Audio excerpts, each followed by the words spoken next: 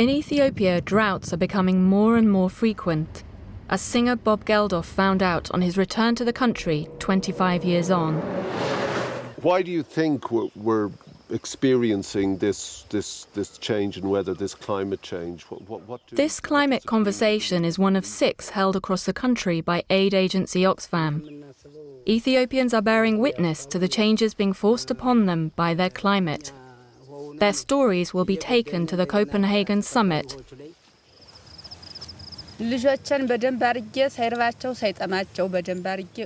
I used to raise our children very well.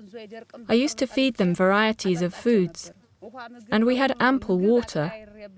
We didn't have a problem with water. So things were very good in those times. But now I cannot feed them as I used to do previously. So we are having a problem. The climate change is so rapid to the extent that the months of the year were named after the seasons, the weather patterns. And where we were further north in Tigray, they're actually changing the names of the months because the weather has changed and the name of the months is no longer appropriate. And in fact, the new names they gave the months are now already outdated. These schoolchildren are planting trees to try to combat the effects of local deforestation and global climate change.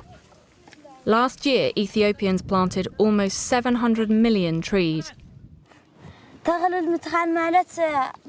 The reason we are planting trees is to turn our dry land green, to have enough water, sufficient water, under the ground, and to make it less dry.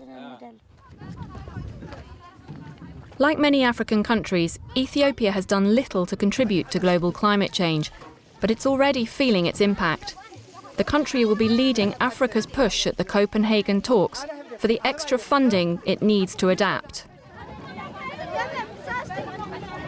They do understand that we're in this together, you know. They do know about carbon gas. And they don't blame us, they just say, well, that's the industrial world, and you know that goes up and the trees absorb it, so we have to reforest. But just as much as they have to change their economy and the way they're living, so do we. So their whole point is it's got to be in balance. And all that's happening in Copenhagen is to try and put balance into the equation.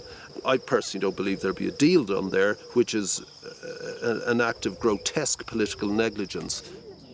Whatever the outcome of the Copenhagen talks, Ethiopians will be watching closely.